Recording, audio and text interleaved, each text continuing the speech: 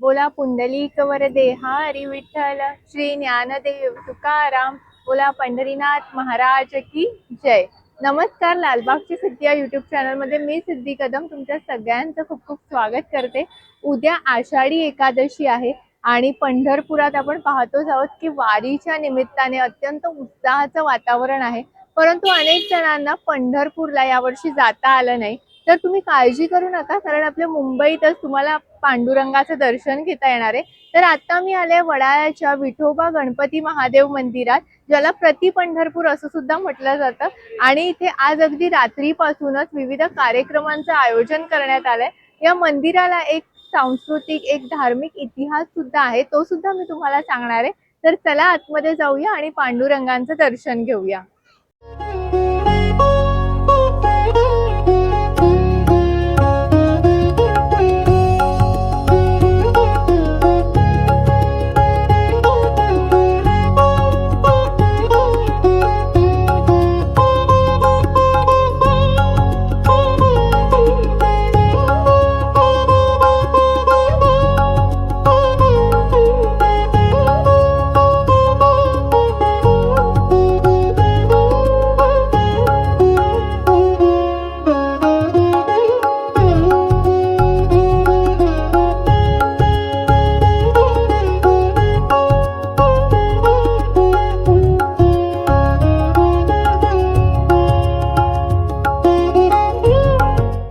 तर आता आपण प्रति पंढरपूरमध्ये आलो आहोत. जसं आपल्या पंढरपूरला वातावरण आहे तसंच इथे वातावरण पाहायला मिळतंय. पण नक्की मंदिराचा इतिहास काय आहे आणि इथे प्रति पंढरपुरात ही मूर्ती कशी स्थापन झाली याविषयीची सगळी माहिती मी देण्यापेक्षा इथले जे विश्वस्त आहेत त्यांच्याकडून घेणं जास्त उचित ठरेल असं मला वाटलं. आणि म्हणूनच आता माझ्यासोबत प्रति पंढरपूर विश्वस्त समितीचे सेक्रेटरी प्रशांत म्हात्रे काका आहेत. नमस्कार काका, लालबागची सिद्धी या चॅनलमध्ये तुमचं खूप खूप स्वागत. काका मला सांगा की ही जी मूर्ती आहे विठ्ठल रखुमाईची, ती नक्की इथे कशी स्थापन झाली, काय इतिहास आहे यामध्ये? या मंदिराचा इतिहास 410 वर्षापूर्वीपासून आहे. तर हे वडाळा गाव होतं. मुंबई 7 बेटांची होती तेव्हा हे वडाळा गाव होतं. वडाळा गावचे वारकरी आगरी समाजाचे हे नेहमी पंढरपूरला जात. तर 410 वर्षापूर्वी पंढरपूरला वारी गेली असताना आणि त्यावेळेस औरंगजेबाचं मुघलांचं आक्रमण होतं. त्यामुळे तिकडे पंढरपूरमध्ये वगैरे आक्रमण झालं की आपले देव आहेत ना हे विहिरीमध्ये किंवा नदीमध्ये टाकायचे. तर हे वारकरी तिकडे दर्शनाला गेलेले वारीच्या वेळेस. त्यावेळेस एका जो गुरु होता त्यांचा मुख्य वारकरी दिंडीचा प्रमुख, त्याला पायाखाली ही मूर्ती लागली. तर त्यांनी बघितलं तर विठ्ठलाची मूर्ती होती. कदाचित ती अशी लपवलेली मूर्ती असेल मुघलांपासून. तर ती मूर्ती त्यांना मिळाली. तर ते लोकांनी घेऊन आले गावामध्ये. आणि वडाळा गाव म्हणजे नक्कीच वडाची झाडं होती खूप इकडे, त्यामुळे ह्याला वडाळा गाव पडलेलं नाव. आणि त्यांनी इकडे हे थोडस टेकाडावर होतं हे हा भाग. त्यावेळेस त्यांनी इथे स्थापन केली. आणि तुकाराम महाराज यांचा पिरियड होता तो. तुकाराम महाराज मिठाच्यासाठी, कारण मीठ हे सगळ्यांना लागायचं त्यावेळेस, बाकीच्या गोष्टीपेक्षा मीठ महत्वाचं. मिठासाठी वडा हे मिठागर होतं पूर्वी, म्हणजे कोरबा मिठागर आहे आता पण त्याचं नाव कोरबा मिठागर आहे. तिथे मीठ घेण्यासाठी यायचे. मग त्यांच्या हस्ते ह्या मूर्ती स्थापना इथे केली गेली होती. पूर्वी छोटं मंदिर होतं, नंतर मग कौलारू मंदिर झालं. आणि आता जे दिसतंय हे मंदिर 1962 साली सोनपंत दांडेकर, जे प्रसिद्ध कीर्तनकार आणि महान व्यक्ती होती जी अध्यात्मातली, त्यांनी परत मंदिराचं उद्घाटन केलं. असं हे मंदिर आहे. आणि हा मुंबईच्या प्रगतीचा काळ होता. त्यावेळेस मिल वाढत होत्या मुंबईमध्ये. आणि मिलच्या कामगारांना, मिलची माणसं पूर्ण महाराष्ट्रातनं इथे कामासाठी आलेली, त्यांना पंढरपूरला जायला सुट्टी मिळत नसायची. त्यामुळे हे मिल कामगार आहेत ते दिंड्या घेऊन परळ, लालबाग, गिरगाव, जोगेश्वरी वगैरे इकडून ह्या मंदिरात यायला लागले. आणि ते लोक ह्या देवळाला प्रति पंढरपूर म्हणून संबोधायला लागले. हे वारकऱ्यांनी दिलेलं नाव आहे की ज्यांना पंढरपूरला जायला मिळत नाही, मुंबईच्या लोकांना मुंबई सुट्टी मिळत नाही नोकरीवरनं, तर त्यांना हे प्रति पंढरपूर म्हणून हे झालं तयार. काका मी बघते की अतिशय उत्साहाचं वातावरण आजपासूनच आहे इथे. नक्की काय काय कार्यक्रम असणार आहेत उद्या आणि कशा प्रकारे कार्यक्रमांची आखणी केली गेली? ओके. आमचा एक मंदिराचा कार्यक्रम हा आज सकाळपासूनच चालू झाला. सकाळी महाअभिषेक झाला आणि त्याच्यानंतर इथे कार्यक्रम सगळे चालू झाले. भजन सतत आहे. आमच्याकडे जवळपास 40 मंडळ भजनासाठी आतुरलेले असतात की त्यांना देवळातमध्ये भजन करायचंय विठ्ठलाच्या समोर म्हणून. म्हणजे ते काही बिदागी न घेता भजन करतात.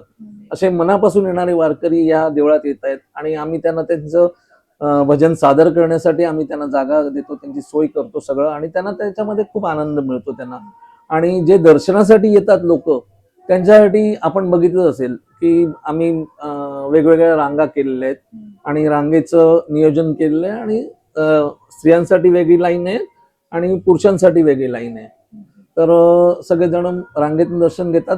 आज आता रात्री 12 वाजल्यापासून एकादशी चालू होईल तेव्हापासून गर्दी चालू होते खूप आणि परत उद्या सकाळी 4 वाजता महाअभिषेक होतो. तो आपल्या यावर्षी मुंबईचे महापौर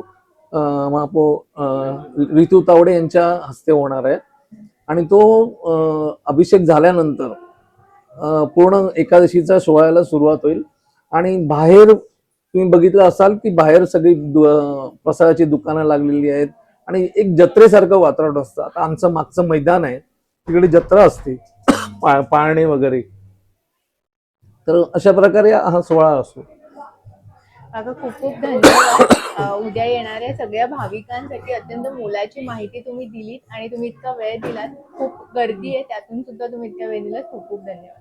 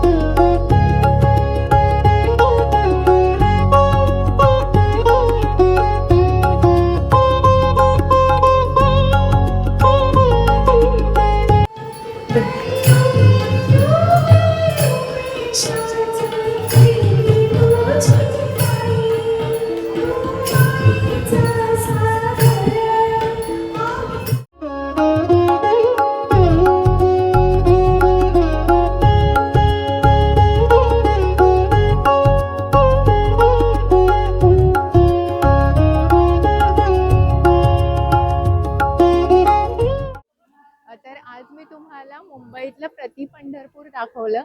अगदी पंढरपूर प्रमाणे सर्व कार्यक्रम इथे आयोजित करण्यात आले. उद्या शक्य झालं तर नक्की नक्की या मंदिराला तुम्ही भेट द्या. विठ्ठल रखुमाईची अत्यंत मनमोहक मूर्ती इकडे आहे. या मंदिरात येण्यासाठी मी तुम्हाला इकडला पत्ता सांगते. बरोबर विठ्ठल मंदिर मोनो रेल्वे स्टेशनच्या खाली हे मंदिर आहे. कात्रक रोडवर आहे. जर तुम्ही वेस्टर्न किंवा सेंट्रलने येत असाल तर दादर स्टेशन वरून तुम्हाला इथे टॅक्सीने यावं लागेल. अतिशय सुंदर आणि भव्य दिव्य असे कार्यक्रम इथे आयोजित करण्यात आलेत आणि जत्रा सुद्धा असणार आहे. तर या सगळ्याचा अनुभव घेण्यासाठी उद्या नक्की नक्की आषाढी एकादशी निमित्त प्रति पंढरपूरला भेट द्या. तुम्हाला सगळ्यांना आषाढी एकादशीच्या खूप खूप शुभेच्छा. व्हिडिओ कसा वाटला मला कमेंटमध्ये नक्की सांगा. व्हिडिओ आवडला असेल तर तेही कमेंटमध्ये सांगा. लालबागची सिद्धी या चॅनलला लाईक शेअर सबस्क्राईब करा आणि हो तुमच्या मित्रमैत्रिणी आणि नातेवाईकांसोबत हा व्हिडिओ शेअर करायला विसरू नका. रामकृष्ण हरी.